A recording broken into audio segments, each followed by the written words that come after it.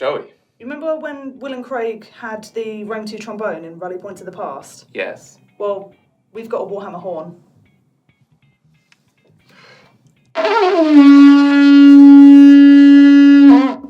Welcome to Rally Point 28.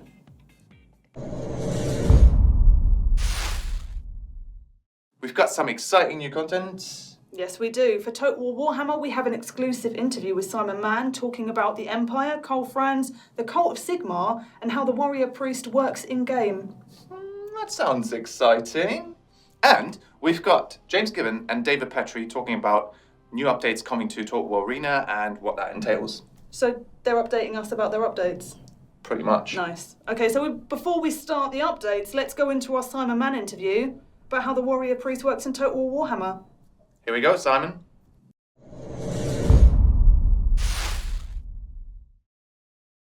So today we're going to be talking about the Empire. So, very recently we showed off the kind of Greenskins versus the Empire at Blackfire Pass for E3.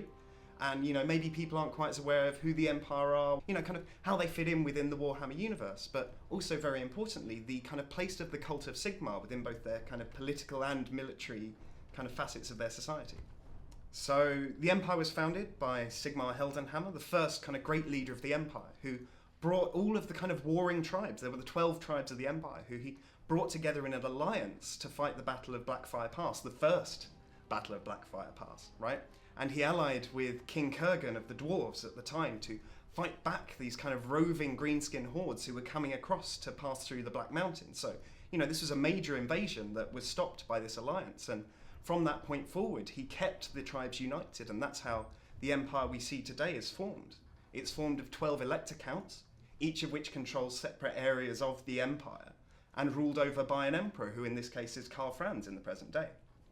So Sigmar ruled for 50 years, after which he laid down Galmaraz, which he was given by King Kurgan for winning the Battle of Blackfire Pass, and his crown, and wandered off into the east, never to be seen again.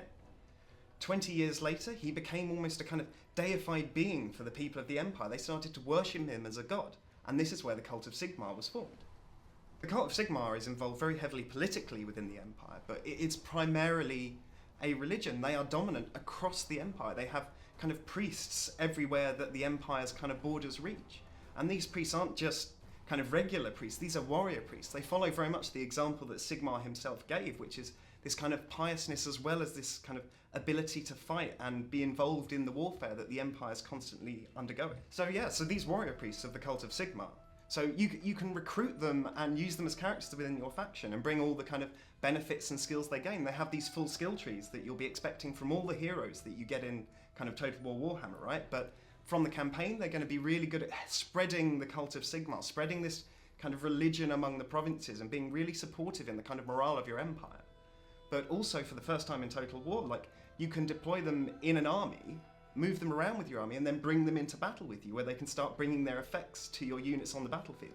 So when they're in this army, you can bring them into battle with you, and they'll be fighting on the battle map. Now, these warrior priests, as well as being kind of strong warriors in their own right, really fulfill a kind of support role on the battlefield. They're able to cast these kind of priestly spells brought on by their religious faith that allow them to buff your units, debuff enemy units, and also some of which, like Soulfire, are actually able to damage enemy units as well. So they're a really good utility unit to have around. And, when mixed in with these kind of strong Empire infantry, they're actually a really effective fighting force.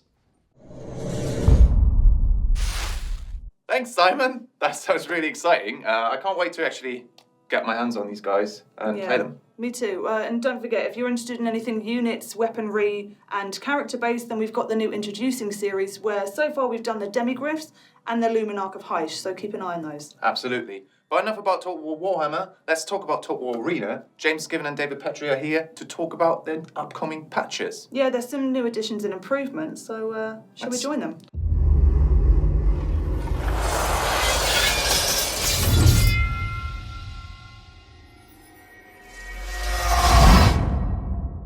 Hello everybody. So we thought we'd give you guys kind of an update and an overview of some of the changes that are coming in the patches for Total War Arena.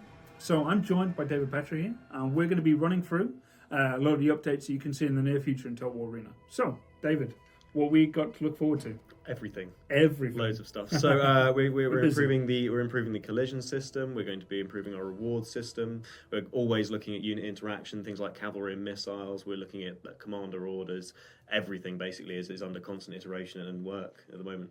So let's hit on collision changes. What's the main aim behind those ones? So previously you were able to essentially just walk through units. You'd take damage, but you didn't really feel like there was any impact there. What we've got now is a system that stops units being able to pull through each other. The heavier your unit is, the more resistant it's going to be, of course, and the lighter it is, the easier you'll be able to push through it with a heavier unit, should you choose to.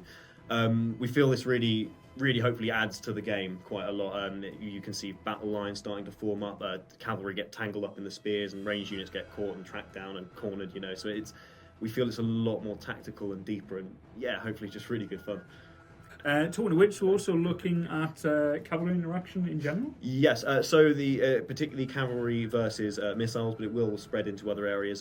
So cavalry will get a morale boost when they're in melee with missiles, which they'll just be happy just hacking them down left, right, and centre. All units will take a little bit less damage when they're charging into units, particularly from the rear. So cavalry will last a little bit longer when they're hitting things like ranged. Ranged are a little bit less resilient to charges at the moment. So especially in forest. So cavalry will have a better time being able to hack them down and chase them down. You're going to need to back them up with spears, basically. Now you need to look after your ranged. Along with reworking abilities, we're also looking at reworking one of Scipio's abilities. Yeah, so Scipio is going to be getting a revamp to his charge. So now he'll be able to charge with infantry. As well as his cavalry. So he's going to be a lot more versatile and a little bit more lethal, we think, and hopefully able to keep up a bit better with his opposing commander, obviously Alexander. So we're going to see a little bit more use and a little bit more interest, hopefully, out of Scipio. And to cap it all off, our reward system is taking a look at as well. Yes, so that's getting reworked. So what we're kind of adding and changing how people get rewarded at the moment. So units that block missiles, for example, your Germanicus, your Testudo, you're going to get rewarded for blocking and blanking fire, essentially. That's going to stack you up points. We're going to be rewarding counter-capping. So if you stop the enemy capping your base, then you will get rewarded for that. You're going to get rewards for spotting the enemy. We had this before, but it's been reworked. So now instead of just when you spot them, it's more about keeping them within your vision. The longer you just keep enemies' tracks that your artillery can hit them, the more points, the more rewarded you're going to get. So scouting should hopefully become a little bit more prevalent and rewarded correctly, we feel. And of course, the all-important, the kill, the death blow. So now actually killing a unit rewards you, not just damaging. So killing actual entities within the unit will reward you more. Well, that is brilliant. So we've got lots of other changes coming with that. That is just like top line stuff, the stuff that you guys would like to hear. So keep your eye on our social media, and those patches will be coming in the near future for Total War Arena.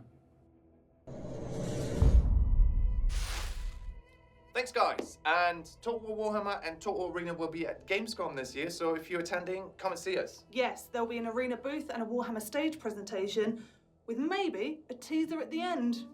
Exciting. But enough about that. Okay.